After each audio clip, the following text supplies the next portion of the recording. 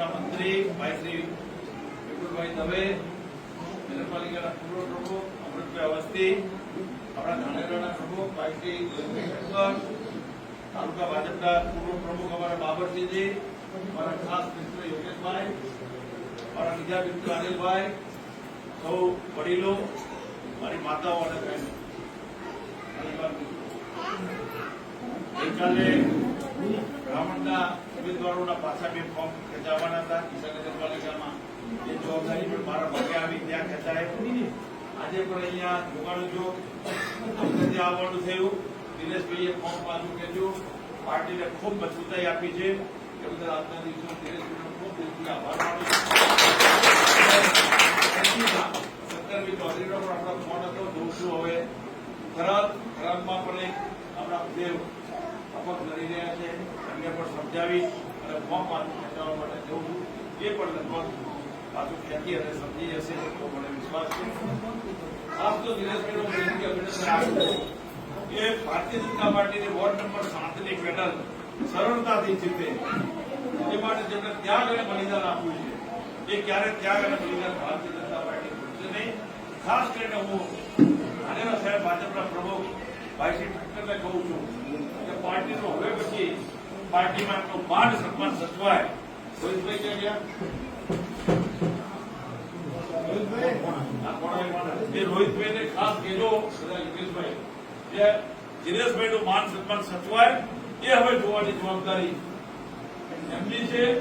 સમસ્ત બ્રહ્મ સમાજે તો ભારતીય જનતા પાર્ટીનો પેનલ જીતે જંગી બહુમતીથી તે માટે જે સરાહનીય પ્રયાસ કરી દિનેશભાઈને જે ઉમેદવારી અપક્ષ પાછી ખેંચાઈ અને પેનલ જંગી બહુમતીથી જીતે માટે જે આ સુચારું આયોજન કર્યું છે બધા દિનેશભાઈને આજના દિવસો ખૂબ ખૂબ દિલથી અભિનંદન આપું છું.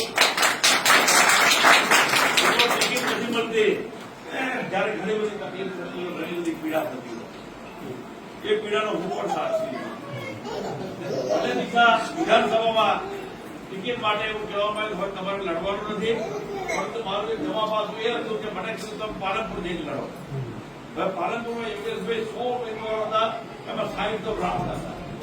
એટલે તો ક્યાં મળે ત્યાં ભાજપમાં લડી મારે ભાઈ પાલનપુર લડવા જવું નથી. પાટીલ સાહેબે પણ ખૂબ જ લાગણીથી કીધું, હર્ષભાઈ સંઘવી, દિલીપજી વાઘેલા, મહામંત્રી વિનોદ ચાવડા બધાએ કીધું કે તમે જાઓ અને ખાલી 50,000 મતથી જીતશો. રાત્રે 9:30 વાગે ત્યાંથી દિલ્હીથી મોટા સાહેબનો ફોન આવ્યો કે સજ્જન તું કેમ ના પાડે તારે લડવાનું છે.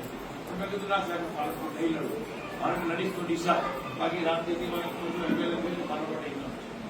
પણ ટિકિટ નથી મળતી એટલે પીડા થતી હોય છે સ્વાભાવિક, પણ એ પીડા ભૂલીને દિનેશભાઈએ જે મોટું મન રાખી અને ભારતીય જનતા પાર્ટીને સમર્થન આપ્યું છે.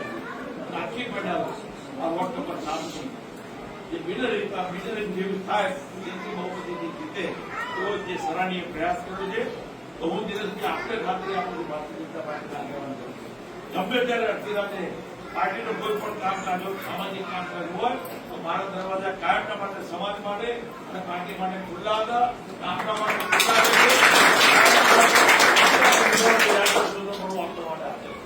આપણે જ્યાંથી મોટું બલિદાન આપ્યું છે પાર્ટી માટે સમગ્ર પાર્ટી એ માટે ક્યારે નહીં ભૂલે. કારણ કે અત્યારે એક વ્યક્તિ મુક્કા માટે લડાઈ અને આ લડાઈ લાંબી હોય. આપણે જે વિચારધારાના વડેલા એટલી મોટી આઈડિયોલોજીને વડેલા અને આપણી આઈડિયોલોજી કે ક્યાં જો તકલીફ ન થાય ક્યાં આઈડિયોલોજીને ખરો જ ના આવે એની આપણે સૌએ ચિંતા કરવાની હોય છે.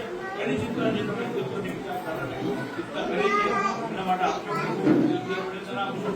ફરીથી આપણે દિલથી અભિનંદન જે વોર્ડ નંબર 7ની પેનલ છે જંગી લીડ ઉતારજો. સૈનિક તરીકે સેનાપતિ તરીકે આ વોર્ડ નંબર 7માં આપ પહેલે કામ કરી જંગી લીડ ઉતારો જે પેનલ કરતો ભારત